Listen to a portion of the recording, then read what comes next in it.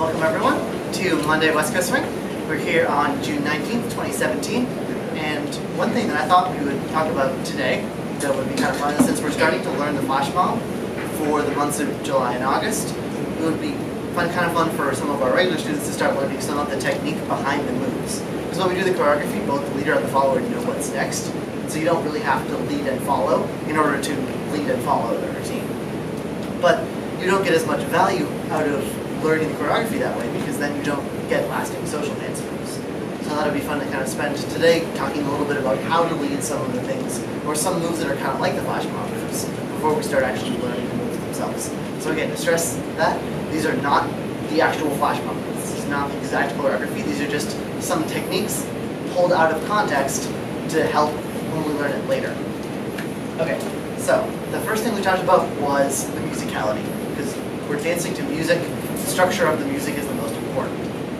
So this song, it's called Kiss the Sky by Jason Derulo. I'm not going to play it just in case YouTube takes it down, but you can go home and look it up, Kiss the Sky, Jason Derulo. So that's the music we'll be dancing to. It has very, very strong sections. So there's like a really strong verse, there's a couple of different types of choruses, but each of those sections is very divided and it's very repetitive. And that's great for a flash mob, because the way it works is traditionally there's like an A, B, C, and D part of the choreography, and then each one of those lines up to a specific part of the music. So I really wanted to get you guys hearing, like, okay, this is the first phrase, this is the second phrase, this is the chorus, this is the second chorus. So you can start to hear those musical sections, because if you learn the choreography exactly, that's great if you perform it perfectly on the flash mob day. But if you get a little bit off, then being able to check in with the music is a great way to get yourself back on. So just practice listening to the phrases, listening to those chunks, and thinking about what accents we might want to hit later. From there, we talked a little bit about there's one pattern that they do, which uses what's called grooving. It's very similar to a slingshot, at least the way that we did it in class, except that in a slingshot, we're really thinking about connecting away and towards, away and towards. For this pattern, since we're grooving, I'm going to switch my handle so that we're up, and I'm also going to think, as we get into it, about kind of decelerating, right? Breathing into the ground. And I'm also going to go with my partner. So we're pop, shift, shift. So I'm really decelerating so that we can stay together. For the rhythm to this groove, I'm going to think I straighten my knee on an odd beat, and I shift on an even beat.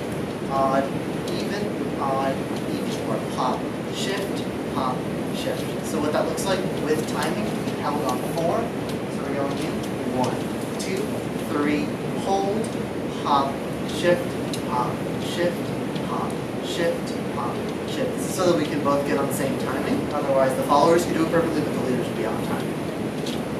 To get out of this, I'm going to kind of do a little bit of a fake out. So I start to act like I'm going to my left leaders, but I instead go further to my right as I send Desiree to her right. So we're in this away, then I bring the hand between us for an underarm turn. So we're grooving.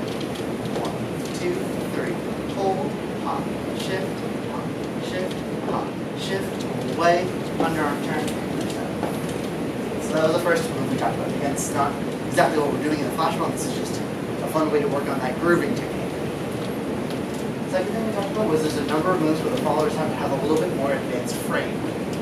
So followers have your hands palms down, leaders have your hands perpendicular, and we just practice moving the hands up and down wherever they would go. And we also want to make sure we're throwing in rotation. Some of you would let your follower go around you or walk around in front of yourself, which is great. Followers are really thinking about maintaining their frame through their back muscles. Trying this out is a great way to get more comfortable with West Coast Swing section as a beginner as well. So if you're in the beginner class and you want to kind of drill through this, simply lead leaders, your partner, through kind of what we call a sticky hands connection. Followers practice figuring out how your body can move while you're connected in this way, and then try leading different things, leaders, and see what happens. Once we got the hang of this, we ultimately went to a move where we drop our left hand leaders and lift up our right hand and bring it between the partnership. So we're leading this turn. We're not doing this with timing or footwork or any sort of West Coast Swing right now. This is just an exercise to get the feel for the turn.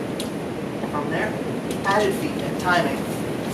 So it's a 6-count move. We're bringing the follower by our right side leaders.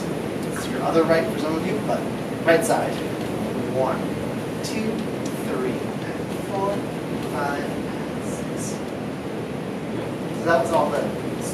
class content we talked about today. I also just put on the song at the end to let you guys freestyle a little bit to it. That's a great thing to do at home, even if you're by yourself, just to start getting a feel for the music, start hearing things, and you'll be able to dance to it much better when we start choreography. Thank you all for coming, and let's dance. Yeah.